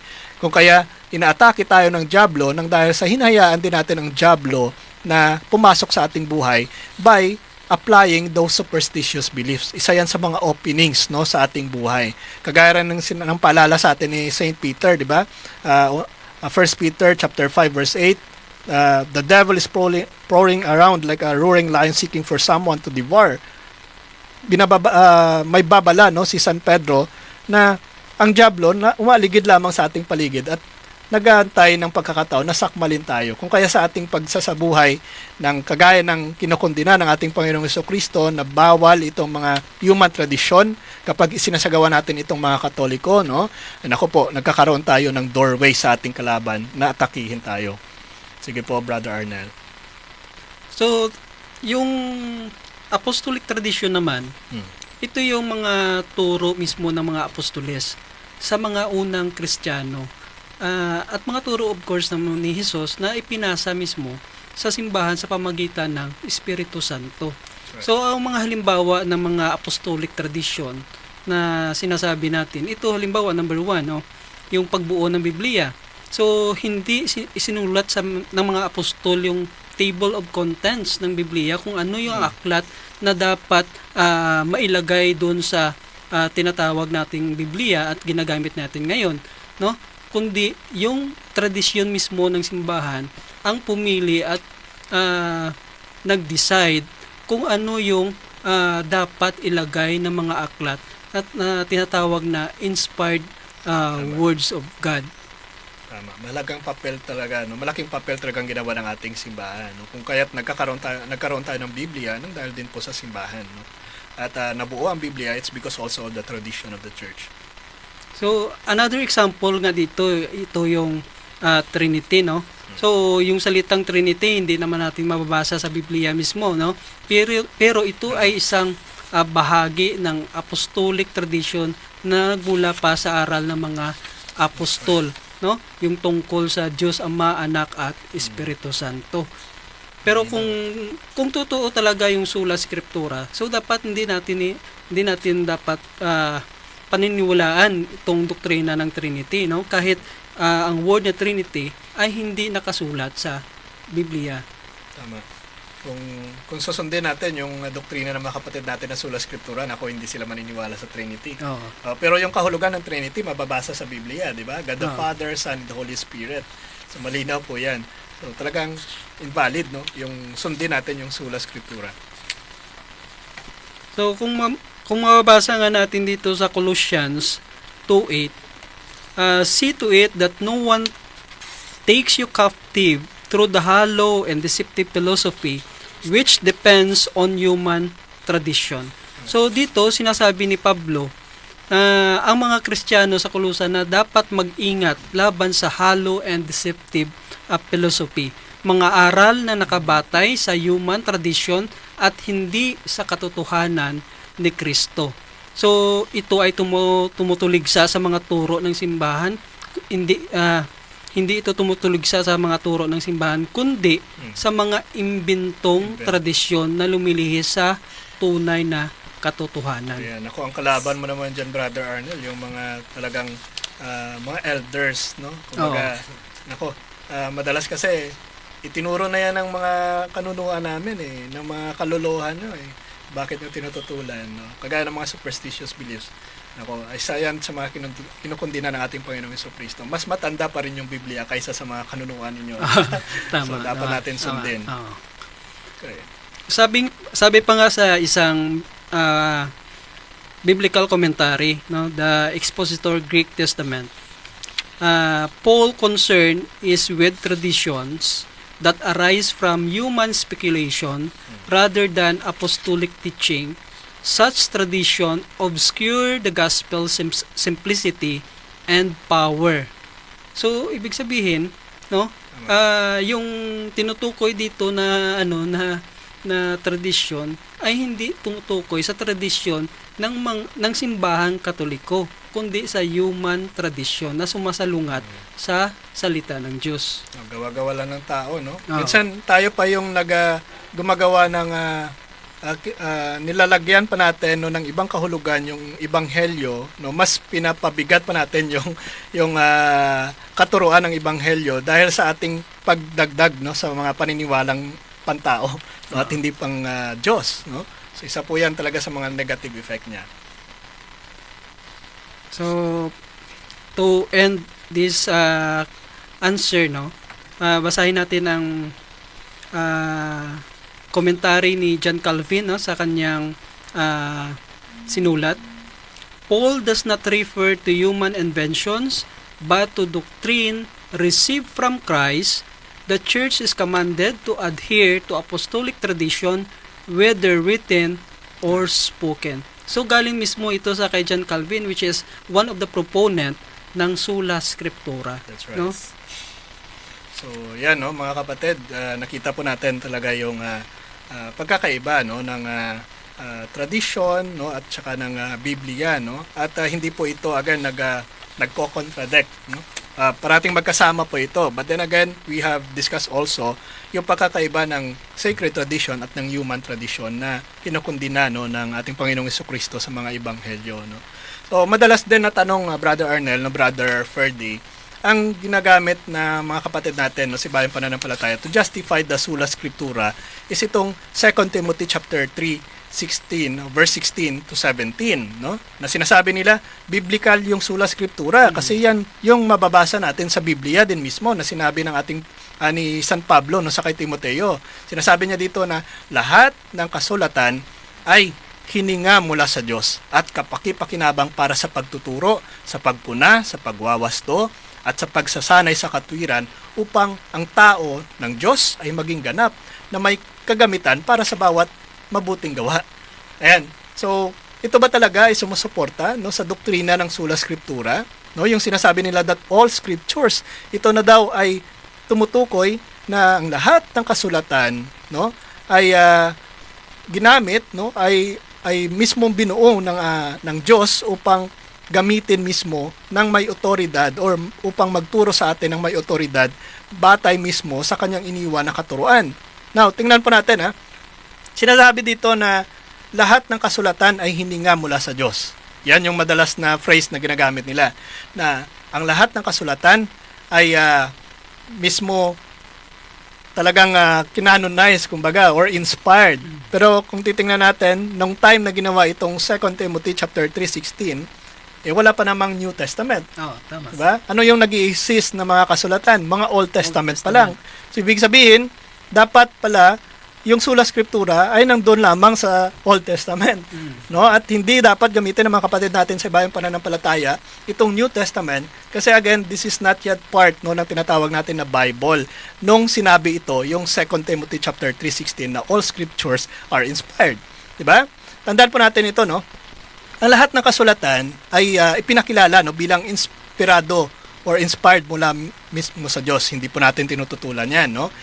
Ngunit hindi po nito sinasabi na ang scripture alone or sola scriptura lamang ang batayan talaga ng pananampalataya. Malinaw po yan. Kundi ano pong itinuturo? Tinuturo po nito na ang otoridad ng kasulatan no, bilang divine revelation. Okay? So, kung sabihin nila na, ayan, malinaw na yan na sinasabi sa 2 Timothy 3:16 to 17, nako po, hindi po dito sinasabi kasi kung proof texting po tayo, dapat makita dito yung terminong sola scriptura. Diba?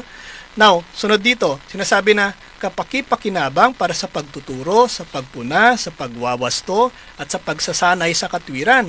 So, dito naman po, no, mga kapatid, binibigyan ng kasulatan ng gabay no, para sa pagtuturo, no, sa pagpapayo, at sa pagtutuwid sa makatarungan, no, or upang maging makatarungan tayo no, sa ating pamumuhay. Hindi naman sinasabi dito na dapat mabasa sa Biblia at yan lang dapat ang isabuhay mo, di ba? Yes, malinaw po no yung ginagawa ng Biblia sa atin na again no sa pamamagitan ng Biblia na itutuwid natin no yung mga mali natin na ginagawa at nagkakaroon tayo ng kaliwanagan no pagdating sa kung ano ba talaga ang tinuturo ng ating Panginoong Jesucristo. Ngunit again hindi po dito itinuturo yung sola scriptura. Maliwanag po yan no. Now, ngunit kung titingnan po natin, hindi po dito sinasabi no, ng kasulatan or ang kasulatan lamang ang batayan sa pananampalataya. Wala pong sinabi sa verse na ito. Isa lamang po ito sa mga paraan no, na ibinigay mismo ng Diyos upang gabayan po ang mga Kristiyano. Maliwanag po yan. No? At sunod sa verse na ito, yung sinasabi dito na upang ang tao ng Diyos ay maging ganap na may kagamitan para sa bawat mabuting gawa. Now, dito naman po, ipinapakita nito na ang kasulatan ay isang mabuting gabay or pamamaraan no, para sa paghahanda no, sa isang mananampalataya. Ngunit hindi po nito sinasabi na ito lamang no, ang kailangan. To say na kailangan Biblia lamang ang batayan natin, it is the Bible only no, ang magiging basihan natin sa ating mga ginagawa, hindi po dito sinasabi. Maliwanag po yan, no? Kasi ito yung madalas na ginagamit na verse talaga na patunay ng mga kapatid natin, eh. So, kung ang kasulatan lamang po ang kailangan para po sa completeness, no? Parang sinasabi na po natin na kung may martilyo ka na, no? Hindi mo na kailangan ng iba pang kagamitan sa construction. Okay? So, parang ganon yung approach ng mga kapatid natin sa Bayang Pananampalataya kasi sola scriptura no? Bible alone So, kung Bible alone lamang, hindi mo na kailangan pa ng iba. no? Sa paghubog ng iyong pananampalataya, no? Pagdating sa kaligtasan, kasi it's only the Bible yung basihan mo. So, parang sinabi mo na rin na martilyo lang yung kailangan mo sa paggawa ng bahay, hindi na yung mga pako. No? Parang ganon yung approach ng mga kapatid natin. Tandaan po natin ito, no? Ang talata po na 2 Timothy, no, 3:16 to 17, ito po ay hindi, no, nagtatag or nagtuturo ng sinasabi natin na, or sinasabi ng mga kapatid natin na sola scriptura. Kundi pinapakita lamang po nito na ang kasulatan ay isa pong kapaki-pakinabang na gabay para po sa pamumuhay natin mga Kristiyano. Kung kaya, dapat talaga nabasahin natin ang Biblia, no? At talagang isabuhay natin at isinusunod, no, yung nasusulat sa Biblia. Pero tandaan po natin, no, hindi lamang po, no, nakatuon sa Biblia, or it's not the Bible alone, no, ang magiging basihan natin pagdating po sa pananampalataya. Kasi again, maliwanag po na sinabi at itinuro po ng mga kapatid natin na kasama pa rin yung sacred tradition, no, sa pagbuo ng ating pananampalataya. Mahalaga pa rin yun, no? At kung ang Biblia po lamang ang kailangan, wala nang lugar para sa apostolic succession, di ba? Mahalaga pa rin yung pag tuloy-tuloy mismo, no, ng or pagpasa-pasa mismo ng katungkulan, no, ng mga apostol hanggang sa henerasyon na ito, kasi hindi po nag-i-end sa panahon lamang ng mga apostol, no? Yung iglesia ay patuloy pa rin, no, hanggang sa ngayon dahil mismo sa tinatawag natin na apostolic succession. Yan po ang isa talaga sa patunay din natin na hindi Bible alone, hindi sola scriptura, kasi wala pang Biblia, no? Nariyan na po yung mga apostol na nagtuturo, nagpapasa-pasa ng mga authority mula po sa kay Saint Peter, no, hanggang po sa Santo Papa natin ngayon. Andyan po ang authority, pinasa-pasa. Nagpapatunay lamang po yan na talagang hindi ina-apply ng mga unang Kristiyano o ng mga apostol itong tinatawag natin na sola scriptura. So, nag-i-invalidate po yan, no, sa tinatawag natin na apostolic succession, which is mahalaga po para sa pagtukoy na ang ating itinuturo, sinasabuhay ngayon, ay talagang konektado pa rin sa itinuturo ng ating Panginoong Jesucristo at ng mga apostol noong unang panahon. And also, itong tinatawag natin na oral tradition, no, or the sacred tradition, at itong teaching authority ng simbahan, which is the magisterium, no? Kaya talagang invalid at hindi po yan sinasangayunan ng simbahan yung sola scriptura, no? At kagaya rin po, no, ng sinasabi nila dito po sa 2 Timothy chapter 3 verse 16 to 17 ay hindi po ito nagtuturo, no, ng sola scriptura, kundi ipinapakita lamang po nito na ang kasulatan, no, ay isa pong authoritative guide, no, para po sa pagtuturo at pamumuhay nating mga Kristiyano. Kung titingnan natin, ang katuruan po ng Simbahang Katolika ay nakabatay pa rin po sa Biblia, or may batayan pa rin sa Biblia. Hindi po tayo tumataliwas sa Biblia. Kung titingnan natin, it is always supported by the Bible. No, yung tinututulan nila yung mga prosesyon ng simbahan kasi wala naman daw sa Biblia.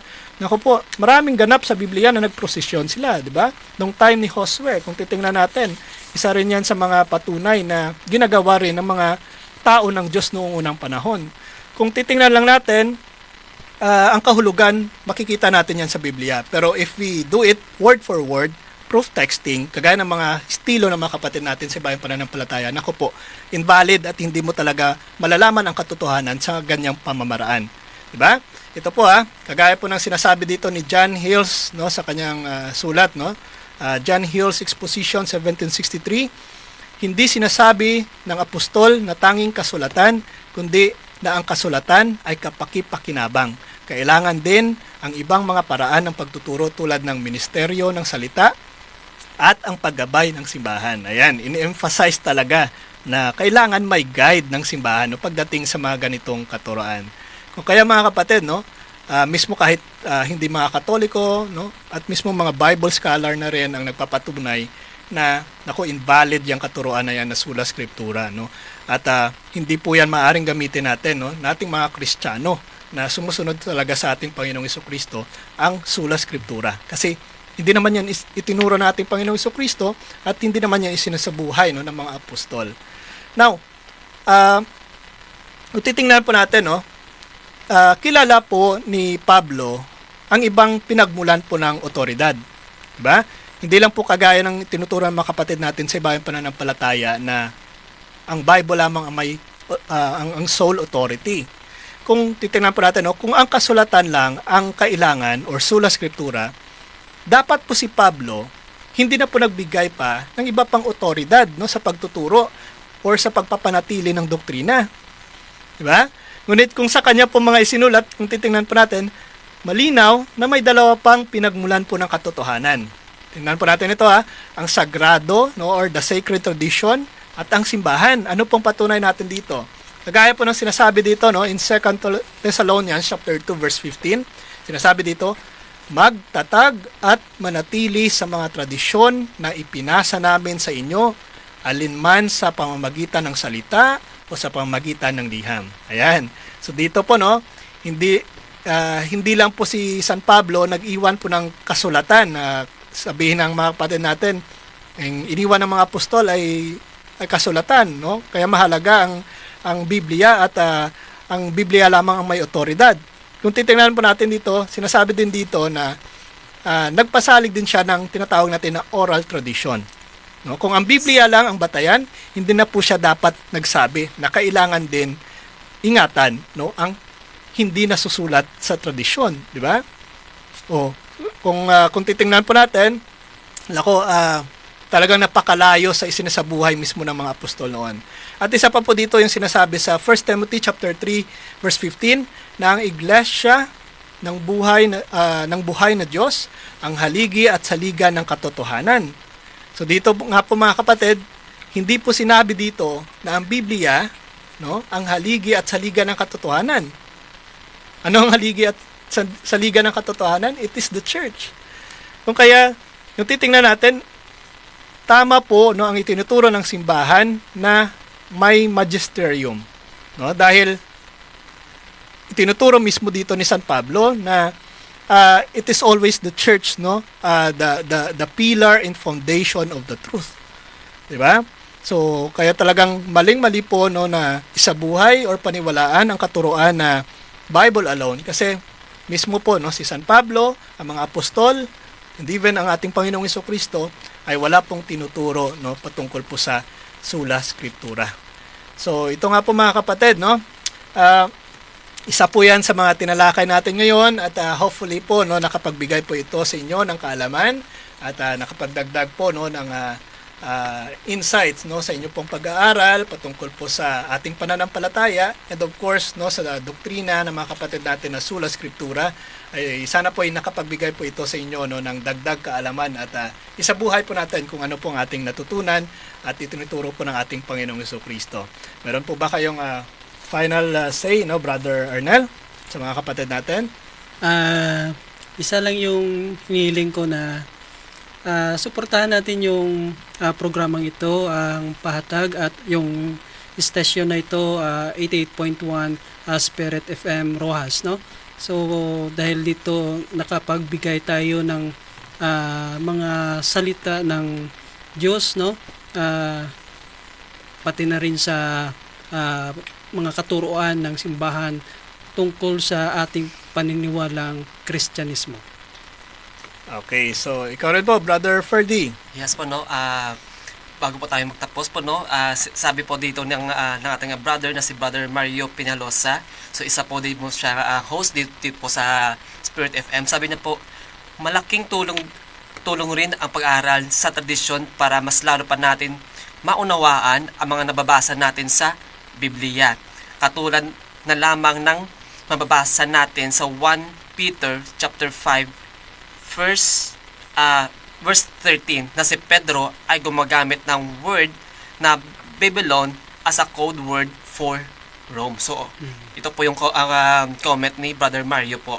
So at the same time mo happy watching kay Brother Romel Ingala ng Aklan at saka po sa ating brother na si Jobel Arabit at sa kay Lucy May Paracali po. So sa lahat po nanonood po sa Facebook Live, Facebook page ng 88.1 Spirit FM, magandang gabi po sa atin lahat. To make his message known